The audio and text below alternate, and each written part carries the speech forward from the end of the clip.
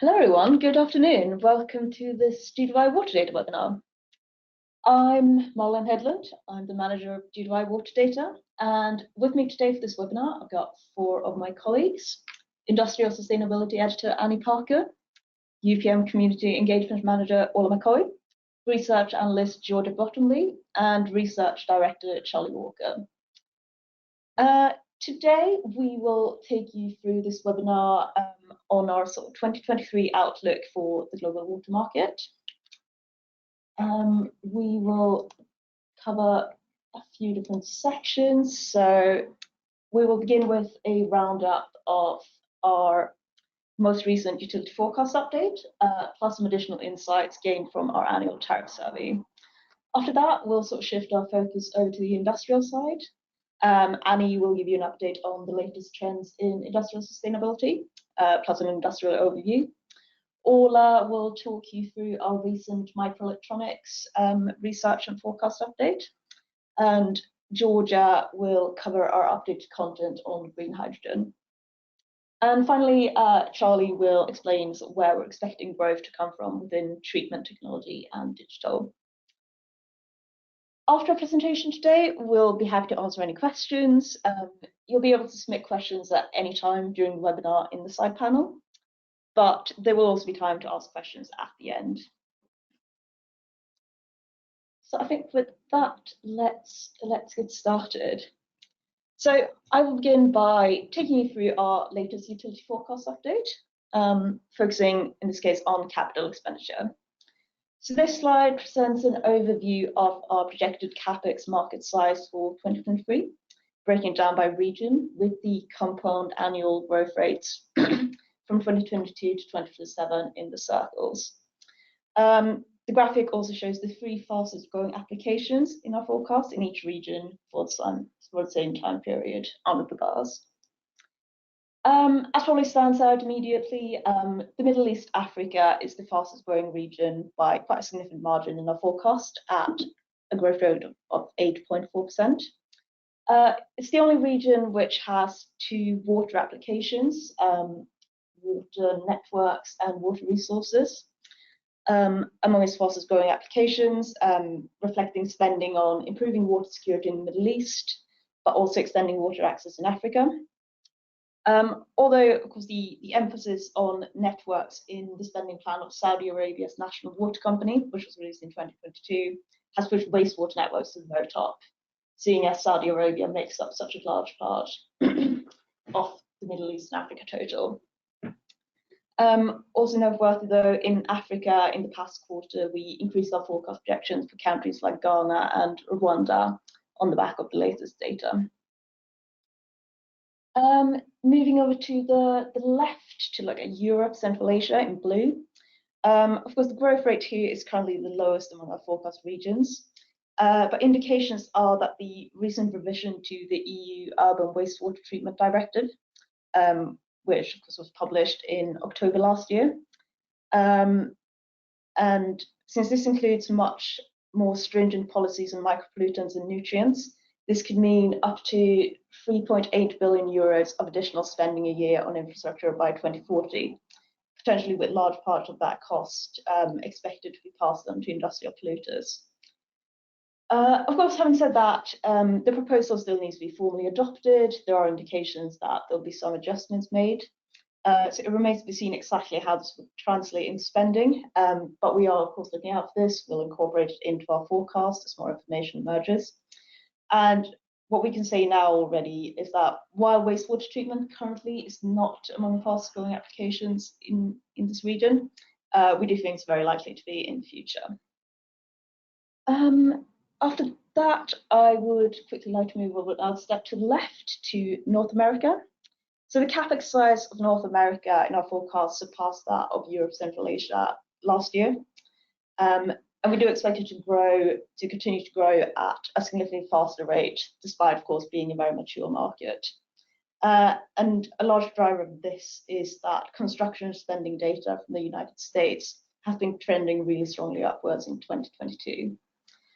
The strong presence of federal money for water and wastewater infrastructure through the Infrastructure Act is one of the big contributing factors to this. And although, of course, smaller utilities in the highly fragmented US utility sector have previously sometimes struggled to benefit from money being made available, technical assistance to help counter this issue is being planned by the EPA. So that's potentially quite positive vibe for that market. Finally, just to talk about the sort of application side a bit more generally, you can sort of tell from the applications that are featured on this graphic that the applications going fastest in our forecast is really on the wastewater side. Wastewater treatment specifically is the fastest growing application in our forecast, driven by things like increasing concerns about environmental pollution from discharged wastewater, but also the need for upgrades to aging facilities. Sludge, although that's a much smaller market by size, is also growing strongly, following drivers like more restrictions on disposal routes and regulations. And we are also currently working on a big update on WaterData to our sludge management coverage to reflect all the latest opportunities in this area. And a final mention on the water side, water resources is the fastest growing application in our forecast, reflecting, as I touched on previously, strong growth in spending in the Middle East and Africa, but also in some emerging markets in South and Southeast Asia. So our sort of regional utility forecast is really underpinned by our country forecasts, and this slide shows you some of the key changes we did to our country capital expenditure forecasts in the past quarter. Time will not allow me to go through all of these examples, but I wanted to sort of run you through a couple of them, and some will also have been mentioned on the previous slide. So when we update our country forecasts, we do this based on the latest data which is available. This includes, of course, actual data on spending, which is informing our baseline for different countries. Also things like new government budgets, water supply and sanitation, or specific sector targets, which inform our forward projections. So I'm going to use India as one of my examples. So for India, we have slightly increased our forecast recently for drinking water spending towards 2027. And this is based on new data on rural water supply and plans to increase that coverage. So our forecast now reflects the spending that would be required if all states in India were to reach 100% rural water coverage by 2030. And this means that we do expect to see really continuous investment on the water side in the country, even though there have been some really significant improvements already made on the urban water supply side in the last few years. Indonesia, meanwhile, my second example. So Indonesia has seen a decrease in its forecast baseline for this year, for 2022 and 2023, based on decreasing grants to local governments and lower disbursements towards funding water and wastewater infrastructure in the country. We believe this is related to a general slowdown in spending ahead of elections in 2024, because this is happening in other sectors as well, not just for water. But having said that, Indonesia is still a market worth keeping an eye on. Development finance is supporting wastewater projects in the capital, Jakarta. And the country is also continuously sort of channeling private finance into water infrastructure. So finally, before handing over to Annie, just to add some wider context to these sort of trends, and also take a look at the cost of water against the background of inflation. I've also included some graphics from GWI's annual tariff survey. So we do this tariff survey every year. It's published in September. So this is the latest version from September 2022. It covers utility tariffs from over 500 cities worldwide, and all the data is available on WaterData. So just to illustrate the impact of inflation on water utilities, this line chart illustrates the percentage of surveyed cities which increased their water tariffs above or below inflation in 2022. In previous years, cities that increased their tariffs, they would usually do so above inflation. But as you can see from the green line, in 2022, only 14% managed to do so. And of course, this means that utilities, in many cases, will collect a lot less in real terms, even though their customers' monthly bills will have increased. And of course, this will place utilities in quite a difficult position. They'll be caught between having to keep water affordable, but also covering their own costs.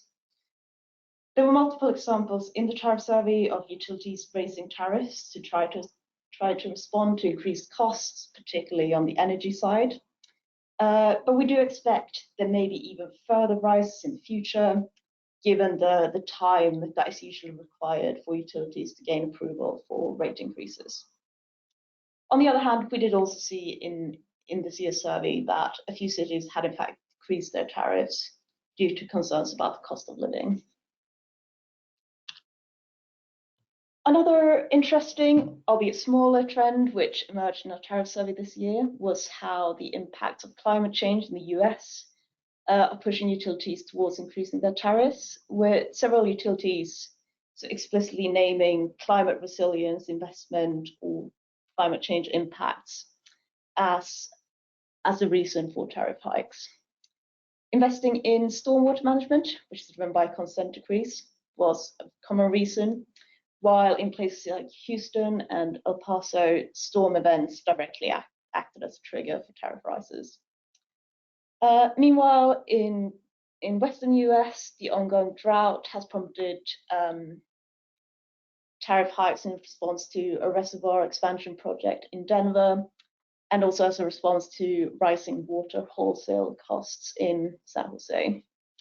So it's a small trend for now, but something we think is interesting to keep an eye on, and we'll be on the lookout for it in next year's tariff survey. And with that, I would now like to conclude the utility section of the webinar, and I'll hand over to Annie, who will cover industrial sustainability. Thanks, Malin. I'm first going to talk a bit about our latest industrial water market capital expenditures forecast and highlight some key drivers of spending across the sector. Next slide, please. Our forecasts are informed by production and total capex data collected from national bodies and relevant trade organizations, as well as through interviews with key market players, which can include end users and technology providers. This chart shows the relative market sizes of each industry, as well as the 5-year compound annual growth rate between 2022 and 2027, broken down by each region. We've estimated the total global industrial water capex for 2023 is around $38.7 billion for the industries represented here. As you can see, the pharmaceutical industry is the fastest growing, with 6.8% growth rate for 5 years, with the East Asia and the Pacific and Southern Asia regions responsible for driving much of that growth. One of the top trends in the industry is the boom in biopharmaceuticals, with advances in medical science and manufacturing helping rapidly drive the sector forward in these regions.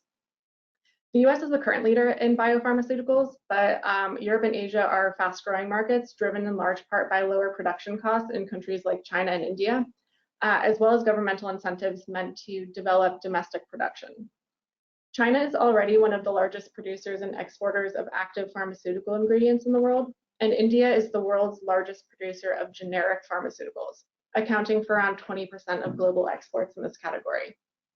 In these markets, increasingly stringent environmental regulations are forcing manufacturers to spend more on wastewater treatment, boosting investment in an industry where costs associated with water treatment are already high. Over to the left, we've got the mining industry, which has the second highest 5-year growth rate, but represents the largest market size at over $14 billion US dollars. Within the industry, the Latin American and Middle East and Africa markets lead, with growth rates around 7%. The industry is seeing significant investment in the face of high metals prices and drivers such as demand for green energy and battery technologies. In Latin America, the Chilean copper industry will account for large amounts of water-related spend, particularly in the areas of desalination and wastewater treatment. 2022 saw a renewed focus on desalination projects in the country, with several of these early-stage projects intended to provide alternative water supply solutions not only to mining companies, but also to utilities and potentially agricultural users in the longer term. This model is increasingly common as prolonged water shortages impact the region. Not every sector is seeing strong growth in water-related spend. For instance, in the power generation industry, the Southern Asian region is experiencing a negative growth rate as the number of coal plants commissioned in India has steadily declined since 2020, with the country instead boosting less water-intensive solar and wind power technologies. One of the biggest stories we're seeing across all of these industries right now is related to the growing focus on industrial sustainability and water stewardship. In my next slides, I'll cover some of our analysis of the industrial water sustainability targets gathered as part of our recent industrial end user database update. Next slide, please. Our database update collected the latest published information on water use and sustainability goals of more than 300 companies across 16 industries. This slide shows the breakdown of water sustainability target metrics for the top 90 companies across 9 key industries, with companies chosen based on their total revenues and water consumption data.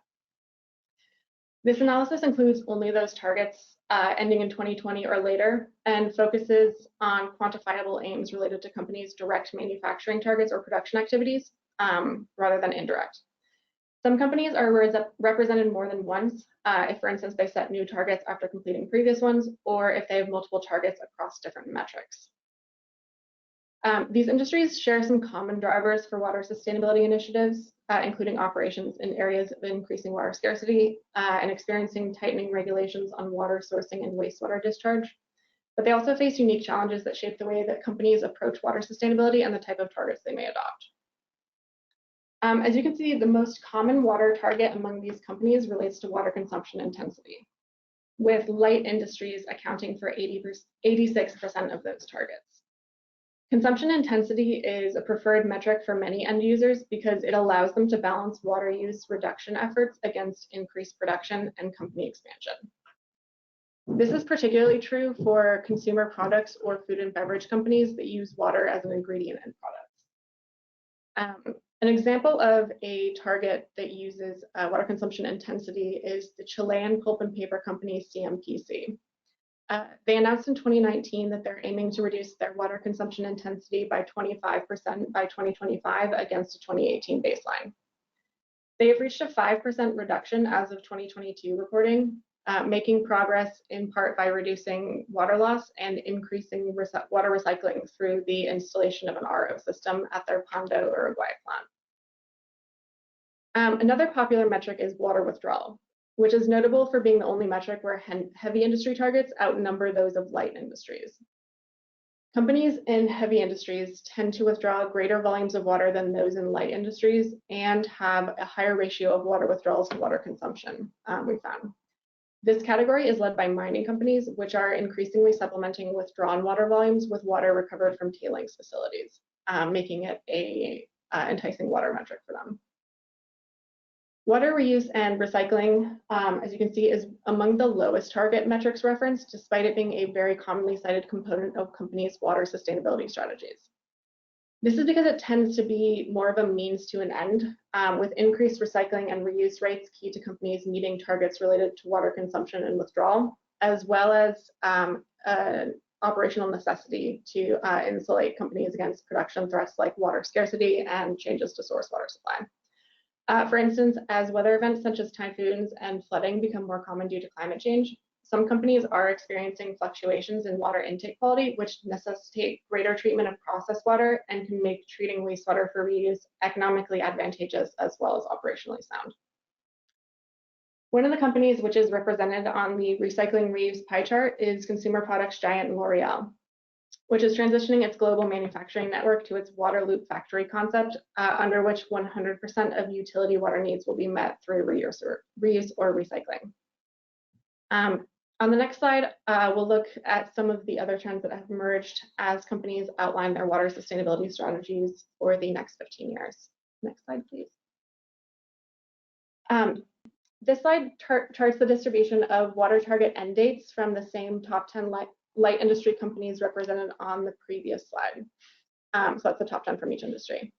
We focus on light industries as they have greater diversity of targets and account for 5 of the 9 industries we assessed. As you can see, all 5 industries had companies with targets set to be completed by 2020, with the consumer products industry having nearly double the number of targets for that year as the food and beverage and microelectronics companies, and triple those of pharma and pulp and paper companies. This is unsurprising given that those consumer-facing industries have been at the forefront of the push for greater emphasis on sustainability from shoppers and investors. The number of targets with end dates set over the next few years from 2023 dips before spiking in 2025 and again in 2030. However, there are around 1/3 fewer targets currently announced to end in 2030 when compared to those that ended in 2020. And many of the targets with end dates over the intermediate years of the next decade are the first water-related goal set by the company rather than a follow-up target. One of the reasons for the slight decline in targets set for the 2025 and 2030 milestone years is that companies who had set 2020 targets may be experiencing a bit of a plateau when it comes to making further reductions in water use or increases in water recycling. After addressing much of the so-called low-hanging fruit of process optimization and water use efficiency, companies are facing having to make significant investments and drastic system changes in order to make further progress, or might find themselves stalled in progress until certain challenges can be addressed through technological innovation. When looking at average target values for each metric, we found that targets set to end in 2030 tend to be fairly similar when compared to 2020 values. For instance, the average water consumption intensity target aimed for a 29% reduction by 2020, while 2030 targets aim for a 25%, so very similar. This illustrates that while companies are still setting ambitious targets, they are allowing for a longer period of time in which to achieve those targets, given the more challenging circumstances they face going forward. Additionally, companies may be balancing investment in water stewardship efforts against those efforts to reduce carbon emissions and energy use. While there are some solutions which can benefit companies across multiple target categories, such as biogas generation from certain effluents, the emphasis currently placed on carbon neutrality, for instance, can pull focus from water. In the short term, many companies are undertaking site assessments to determine where to prioritize investments to make their operations more resilient to the impacts of water stress, and to identify potential areas for further water use reductions ahead of implementing site-specific action plans. When companies have set quantifiable targets to work towards over the next decade, it is common for them to similarly focus on sites identified as having further higher levels of water stress. Improvements in water sustainability have become necessary for companies on the operational level, and this will only become more pronounced going forward. We expect to see that these trends in industrial sustainability will tie directly to greater investment in water and wastewater treatment technologies as companies reach for more sophisticated solutions to water use and water stewardship challenges. More information on company water use sustainability targets and trend analysis can be found on WaterData in our recently updated industrial end users database and on our expanded industrial sustainability page. I'll now hand over to my colleague Orla, who will be covering the latest findings from our microelectronics industry update. Thank you, Annie. Yes, I'm going to be covering our recent forecast update for water-related capital expenditure for the microelectronics industry, and then I will discuss some of the top opportunities we've been seeing in the market. Next slide, please. This data shows the regional breakdown and 5-year compound annual growth rates for water treatment for the microelectronics industry and the projected regional water treatment market sizes for 2023. Overall, our research predicts that the water-related capital expenditure for the industry will grow at 4.3% compound annual growth rate through to 2027. The industry is in the middle of a global construction boom, but is also known to be cyclical, with some stagnation in market growth expected for most regions starting in either 2023 or 2024. This graph reflects that the market is concentrated in East Asia Pacific and North America, but there is some high growth in some regions outside of the strongholds of microelectronics manufacturing, including Europe and South Asia. But this is because both of these regions are starting from a low base of manufacturing and are expected to see sizable investments.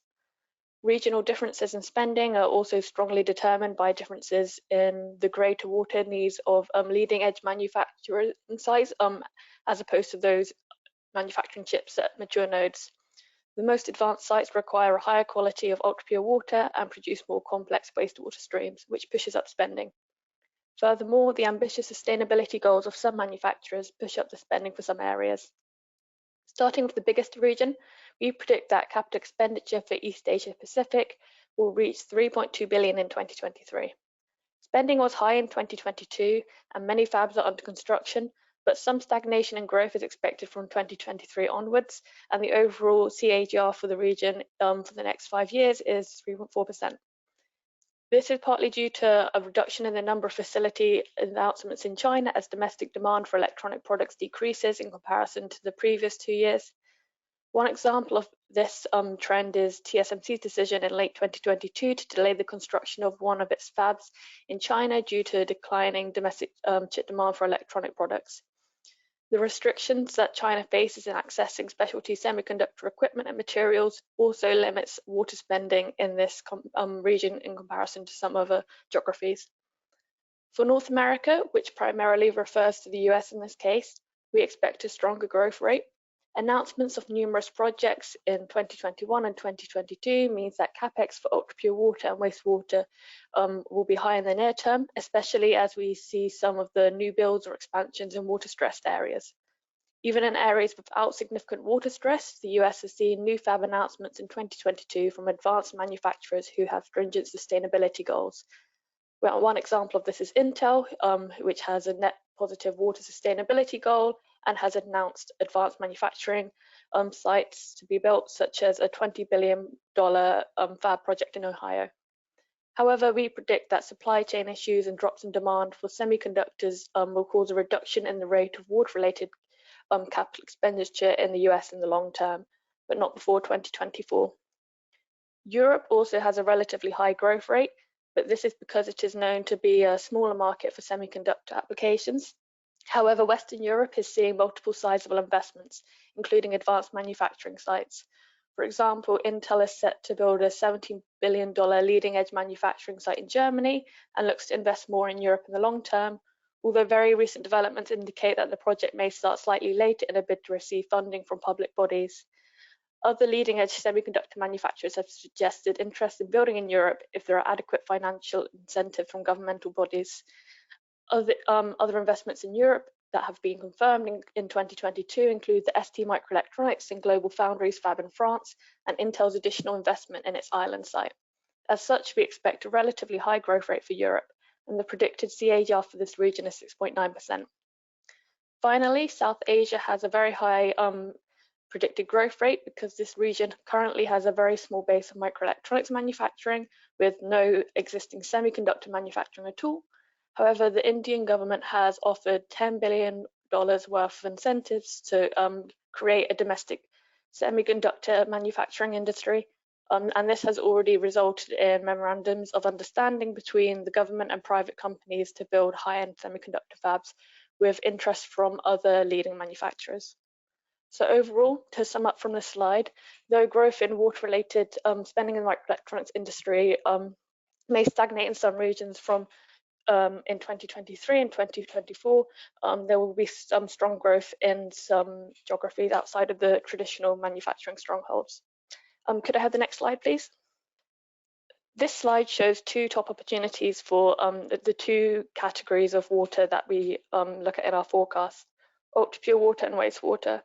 Our research shows that ultra-pure water production is the biggest segment for industry spending due to the multi-step production process. However, wastewater is growing faster with big opportunities due to the need to meet the new sustainability goals and also the fact that many fabs are located in water-stressed areas. So to start with the ultra-pure water drivers, ultra-pure water requires treatment to an ever-increasing high quality since the risk of microcontamination control is a top industry priority to avoid. As advanced manufacturers incorporate smaller technology nodes and more sophisticated chip structures, a greater volume and purity of ultra-pure water is required. Crucially, this demands much needed innovation in more advanced metrology, which can detect sub-20 nanometer particles in ultra-pure water. The size of a killer particle which can cause a defect on a microchip can be below 20 nanometers. But existing water metrology cannot reliably count these particles. Since there are so many limits on the existing metrology, Some water solutions providers active in the industry are investing in understanding how manufacturers can correlate impurities in the ultra-pure water with the particles that end up on the wafer surface, which creates a chip, so that they can understand the source of contamination more easily. Additionally, ultra-pure water is expensive and its production is energy intensive, so there is a demand for strategies to reduce the usage of ultra-pure water or recycle it. The industry is currently working on methods to reduce consumption in manufacturing tools, because to avoid contamination in the tools, minimum flows of ultra-pure water must run constantly. There is an opportunity for the implementation of digital technologies to determine the optimum rinse and thereby save water. Additionally, since the water used in these manufacturing tools is relatively contamination-free after it is used, the industry also seeks to reduce its water footprint by stream segregation at the manufacturing tool, so that it can drain different ultra-pure water rinses depending on the quality and send it back to different stages of the UPW generation plant. As such, there is a need for sensors in segregated tool drains which can automatically detect contaminated streams and allow operators to respond accordingly. To move on to water and wastewater, the end users are striving towards ambitious sustainability goals which drive demand for water technologies and systems to advance recycling and reuse rates. The current upsurge in greenfield projects also provides opportunities for such technologies for reuse, as there are fewer financial and spatial constraints than in sites where retrofitting is a necessity. In high demand also are technologies which offer improved water reduction, reuse, or recycling rates without affecting competing sustainability goals, such as reduction of energy usage, chemical consumption, gas emissions, or waste sent to landfill. Finally, looking to the future, PFAS removal and destruction technologies will be in high demand as the regulatory restrictions are expected to be enforced in Europe and the US in coming years. PFAS are critical materials used in semiconductor manufacturing and are therefore present in the waste streams. Semiconductor manufacturers generally have established methods and preferred solutions providers for treating contaminants in wastewater, but PFAS represent one of the biggest capability gaps. For both the capture and destruction, the industry needs technologies which can meet the following criteria of being effective in removing different PFAS types, and being cost effective and being commercially available. For more content on the forecast and the industry trends, you may wish to book a demo for the WaterData Microelectronics page. And with that, I would like to hand over to Georgia to talk about green hydrogen. Thanks, Orla. In the next 2 slides, I'll be sharing with you our main insights from our recent green hydrogen update, including our estimates of water demand for this market by 2030, main trends and key markets, as well as the top opportunities for the water sector. Could I have the next slide, please? By 2030, we estimate that around 2 million cubic meters per day of additional demineralized water will be necessary to meet the demand from electrolysis for green hydrogen production. We analysed the projected production of announced green hydrogen projects planned to come online until 2030, based on the International Energy Agency, or IEA, database of hydrogen projects and our own desktop research. Our estimates of water demand for the process of electrolysis are based on a ratio of 12 litres of demineralized water per kilogram of hydrogen. On this first slide, we can see how additional water demand will be distributed around the world. Darker blue denotes higher water demand, whilst lighter blue reflects lower water demand estimates. In several regions such as Europe, Australia, Latin America, and East Asia, governments have released national hydrogen strategies and implemented roadmaps that are clearly driving the boom of green hydrogen projects. Green hydrogen's varied applications in sectors such as agriculture and the steel and refining industries make it strategically important as part of wider efforts to decarbonise the economy. Additionally, the war in Ukraine over the past year and the subsequent rise in oil and gas prices has driven countries, particularly in Europe, to look for alternative energy sources. Australia is by far the largest green hydrogen market, with a growing project pipeline. A total of 88 projects are planned to come online by 2030, which would entail more than 300,000 cubic metres of water, and the government has set a pricing goal of $2 Australian per kilogram of hydrogen for the near future. In Europe, as well as the European Union's hydrogen strategy, individual countries have been advancing their own electrolyser capacity goals, and several have signed cooperation and trade agreements. For example, Portugal and the Netherlands signed an agreement in 2020 which demonstrated their intentions to collaborate on hydrogen production, and a hydrogen corridor agreement was signed between France, Spain and Portugal in November of 2022. Germany has also signed several international partnerships with Canada, Chile and Australia. In East Asia, countries like Japan and Korea are looking mainly at importing hydrogen from markets such as Australia and are investing in fuel cell vehicles and refueling stations. This clear interest in hydrogen is spilling into other regions, driving local green hydrogen projects. In Latin America, where there are plenty of renewable energy resources available and good access to Atlantic and Pacific sea routes, governments are looking at green hydrogen as an opportunity for export. In the US, the Inflation Reduction Act will provide tax credits for qualified clean hydrogen projects, giving electrolytic hydrogen projects the maximum credit of $3 per kilogram of hydrogen, making it the most competitive green hydrogen in the world. Current green hydrogen prices range from $4 to $8. The Middle East and North Africa have also seen a surge in hydrogen projects. Energy utilities have taken advantage of a renewable energy surplus and are looking at export opportunities as well. Having reviewed the main trends of the green hydrogen market, let's now dive into opportunities that this will bring to the water sector. Could we have the next slide, please? So for the purposes of this update, we've considered green hydrogen to be the type of hydrogen produced through an electrolytic process that uses electricity from renewable sources to split water into hydrogen and oxygen. Water electrolysis does not emit any greenhouse gases and is therefore considered to be green.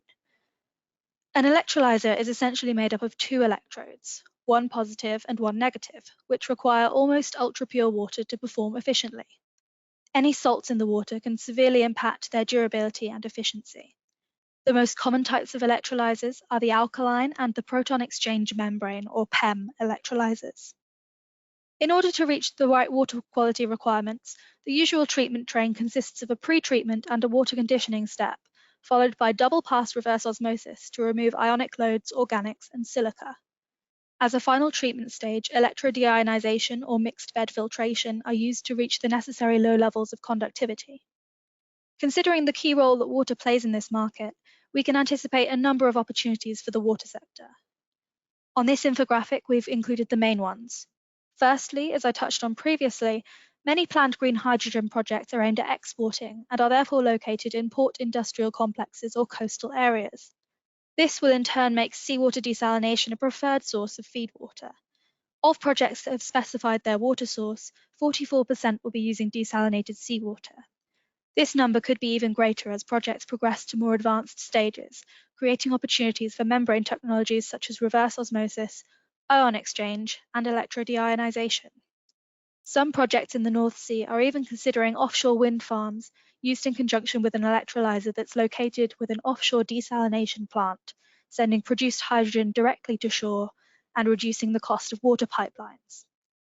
Another opportunity will arise from the co-location of hydrogen production at wastewater treatment plants. These are especially well placed to face the capex challenges of electrolysers, as there are a few potential synergies that can lower the levelized cost of hydrogen. Not only can treated wastewater be used in the electrolytic process as feed water, but the oxygen produced as a byproduct of hydrogen production can subsequently be used in aerated wastewater treatments, such as the membrane aerated biofilm reactor, or MABR. While some of these projects are building solar or wind farms in close proximity to wastewater treatment plants, others are using the biogas produced through anaerobic treatment to produce hydrogen through the steam methane reformation process. In addition to the main opportunities I've just highlighted, brine management technologies could also see a surge in opportunities as a result of green hydrogen production. Minerals present in the waste stream from seawater desalination can provide an extra source of income, while also providing a solution to minimal liquid discharge or zero liquid discharge policies that are present in some water-scarce regions. This will generate opportunities for brine management technologies such as crystallizers and high recovery reverse osmosis. For more detail and to access the downloadable project list on which we've based our estimates, you can contact us to request a WaterData demo. I'll now pass you on to my colleague Charlie to talk about the digital and technology outlook. Thank you very much, Georgia. Yes, so I will go over our digital and treatment technology growth outlook. So yeah, it's starting with on the digital side. Let's go to the next slide. There we go. Yeah, so on this chart we're showing utility total expenditure on digital technologies by different product categories along the bottom there. And I think you'll probably first notice that we have a double-digit growth forecast between 2022 and 2027 across optimization software, asset management, and GIS and hydraulic modeling. And really, the growing pressures on utility finance, energy consumption, and water scarcity are all driving growth in these markets. So for optimization software, the key story here really is energy, conserving energy. That's really an increasingly big driver of spending behind this kind of software. I think this has become very pronounced over the last few months with the Ukraine-Russia conflict.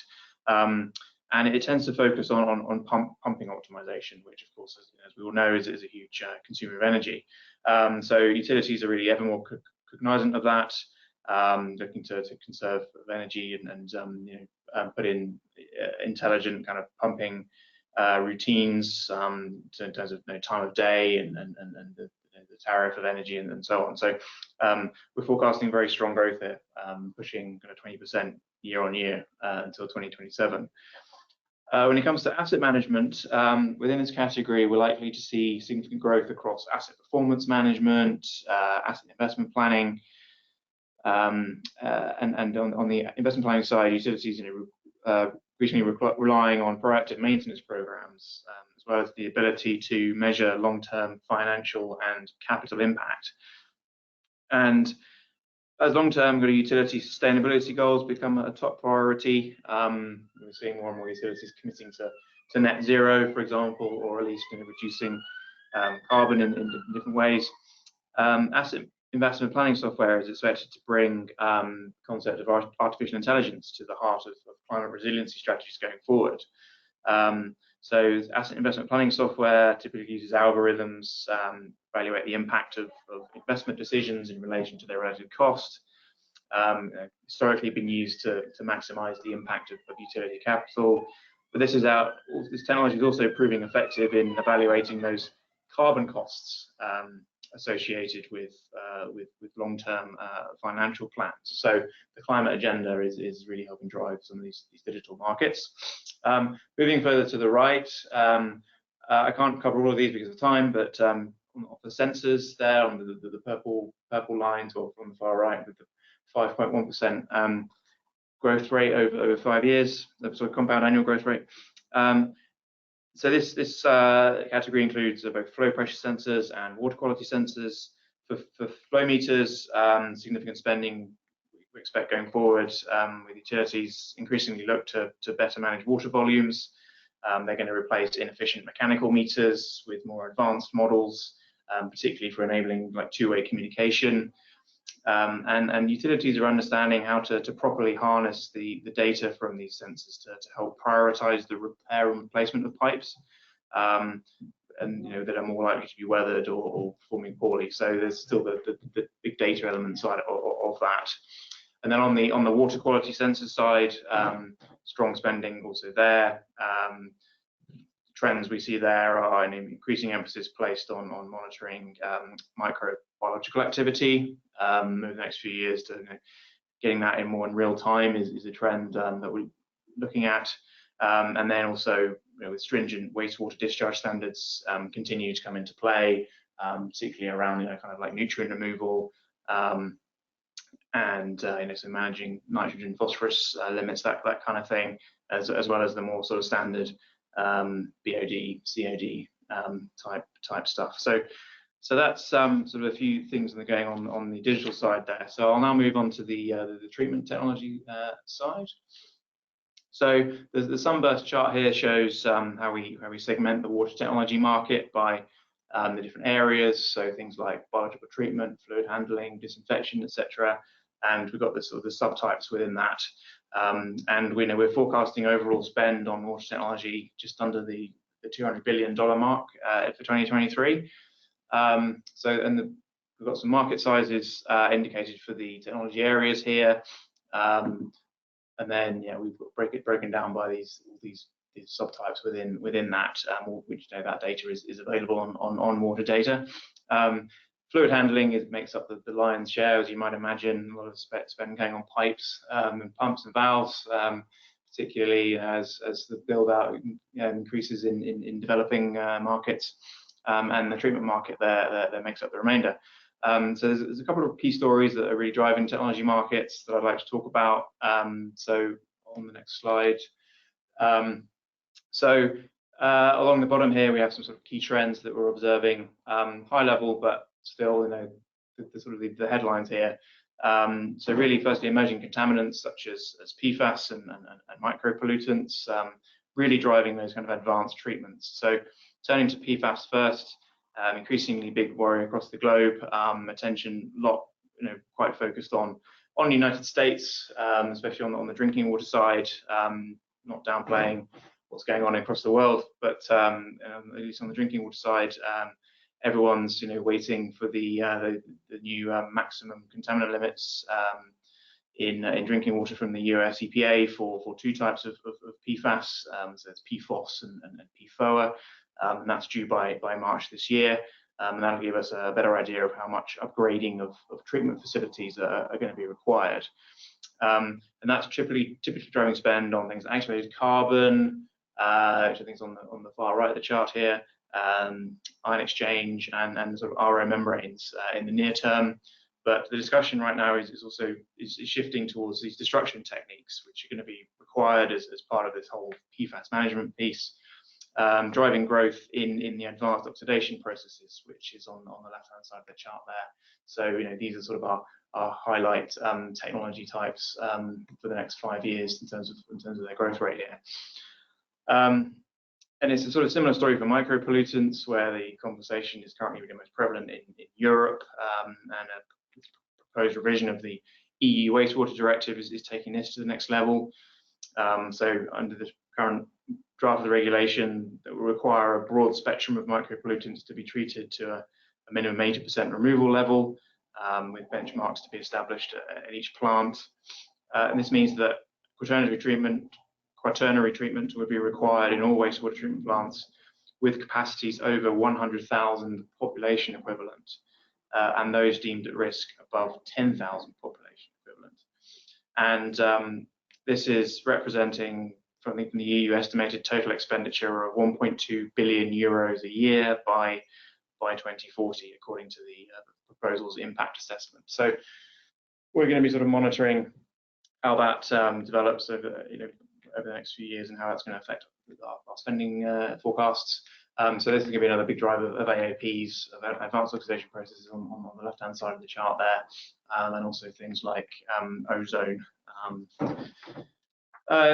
So also talking about sludge, which we've recently been doing some research on, as my colleague Malin mentioned, and just focusing on developing markets is a key thing but they're sort of driving all kind of basic sludge management. But on the developed markets side, so it's typically Europe or West Europe, North America, Australia, etc. Really a combination of dwindling disposal routes.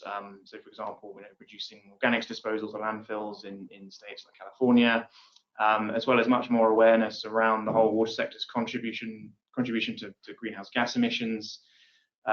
Is really driving utilities to do more with established techniques like anaerobic digestion, which is again one of our faster growing technologies here.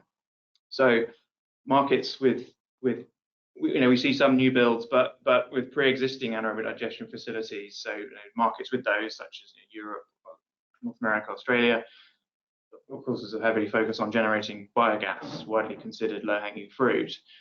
And while the methane generated by anaerobic digestion can slip into the atmosphere, contribute to emissions, generating more biogas to harness its use as energy is a key objective for utilities to reduce reliance on fossil fuel energy sources that they might be using to run their operations at the moment.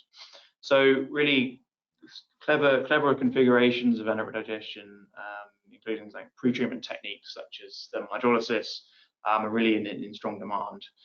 And going with biogas, you can of course upgrade that to biomethane, which you can upgrade to the grid, inject into the grid, where incentives for that kind of vary across countries. But in Europe, there's a bit quite a focus on that. And we know Italy has just signed off on a program committing heavily to biomethane, which I think the wastewater sector can be a part of. So that's sort of a key story there is improving those anaerobic digestion assets and getting more out of them. So moving on to my final slide, as part of in GWI WaterData, we have a pattern tracker. So this chart is showing a summary of some of the patent applications that we've tracked over 2022, and we began this database in 2020. And I must stress that these are applications; they're not patents granted, but we're deducing some interesting innovation trends from tracking them. So on the left shows the sort of technology type that we have assigned to these patent applications, and these are the sort of 10 most popular from the year. So on the orange bars here, and really it is absolutely a story of membranes, desalination, and brine concentration. There's so much innovation going on in this area as the world turns to more desal and water reuse to obtain those really more sustainable sources of water.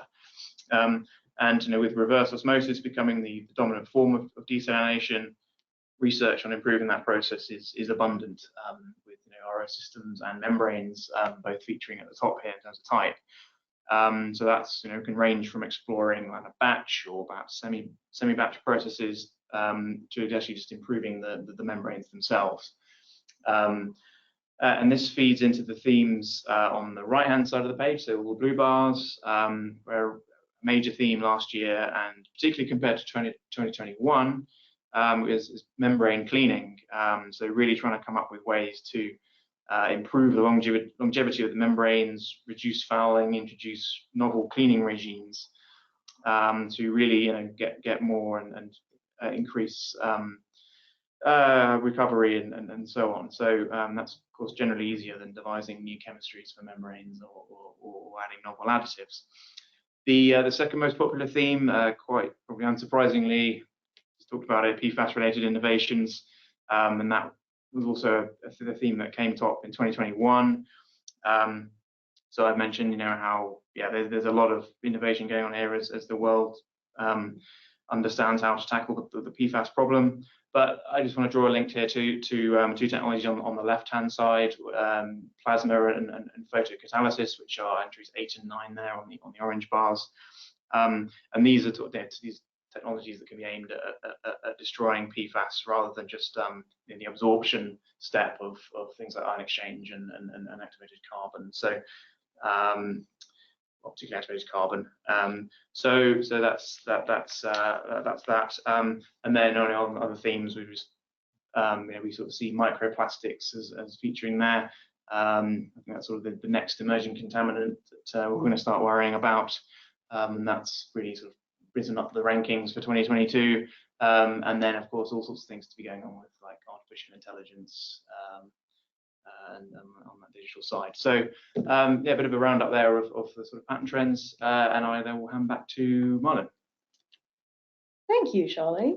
That's the end of our presentation today. We're going to move on to taking questions in a minute. Just before that, I wanted to quickly highlight the full range of our content on WaterData in this graphic on the right-hand side. You can see all the different applications, technology areas and types, etc., which are featured on WaterData in our forecasts. If you'd like to know more, please do not hesitate to get in touch to request a demo. You can do this through scanning the QR code in this slide or by reaching out to the email address shown at the bottom. And slides will also be emailed out to you after this webinar.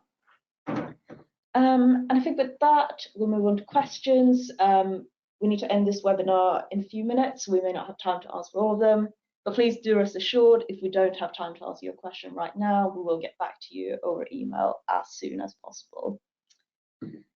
So we had a few questions come in already, and one of them was what the additional investments for Europe based on the revised EU Urban Wastewater Treatment Directive we expected, and when do we expect the treatment directive to come to force. So the sort of estimated number we have at the moment is 3.8 billion euros of additional spending a year by 2040. That's based on what we know now. As for when the directive will come into force, it's at the very earliest the end of 2023, but most likely early 2024. So that's what we know at this time. There was also another question about tariffs and whether we have the values of tariffs as well. Yes, we do. That's all on WaterData in our tariff survey database. We have water, wastewater, and stormwater tariffs on the utility side for all the 500 cities worldwide. You can do various things with that data, compare between cities and so on. So yeah, if you'd like to see more of that, do reach out to us. Another question we had, I might hand this one over to Charlie. What is the total worldwide market for PFAS removal? Yes, indeed. So we currently have a number for the US market, which I must confess don't have on the top of my head, but we can sort of send that through. But we are also working on that to revise that forecast based on some new data from the EPA about sort of concentrations of PFAS found in different water bodies, released quite recently, and then comparing that with what these MCLs are going to be, and working out some things from that. But in terms of the worldwide level, that's sort of another step which we can look into, but right now we're not sure. But North America, we hope to revise some numbers very soon. Thank you. We also had a question which I might direct to Orla. Which technologies are used in ultrapure water? Is reverse osmosis used heavily? Yeah, thank you, Malin. The answer is yes, absolutely. Reverse osmosis is a required step for treatment for ultrapure water. Double pass reverse osmosis is very common in the industry. It is basically this is standard. And in general, the treatment steps for ultrapure water, it's a multi-step process. It will firstly include multimedia filtration and reverse osmosis, and then the water will likely be treated through a series of decasification, ultraviolet disinfection, ion exchange technologies, including continuous electrode deionization technology is very common, and mixed bed polishing. And then the final step for treating it will be the ultrafiltration. Thank you, Orla. We've also had a question regarding a specific definition. So when we talk about customer meters, what do we mean by that? Similar to water meters? So that's just custom. That's at the on the customer side. So what normal householders are if it's a smart meter, obviously they can read what's going on that. But that's what we mean by custom meters, and then things like flow meters that are in the network at large, sort of particularly like in the transmission network, for example. So I just saw another question about this innovation just for the membrane area. So I think if that relates to the patent tracker, then that we're covering all technology within that. So yeah, not the most detailed question, so that's all I can really say on that, I think. Thanks very much, Charlie. I think unfortunately we're really sort of out of time there for today, but for any additional questions, we will get back to your email as soon as we can. But thank you so much for attending, everyone. We hope this webinar was really helpful and gave you some good insights into what GWI WaterData has to offer. And hopefully we'll be in touch again in the future. As we said, do not hesitate to reach out. Please enjoy the rest of your day. Thank you once again for attending. Bye for now.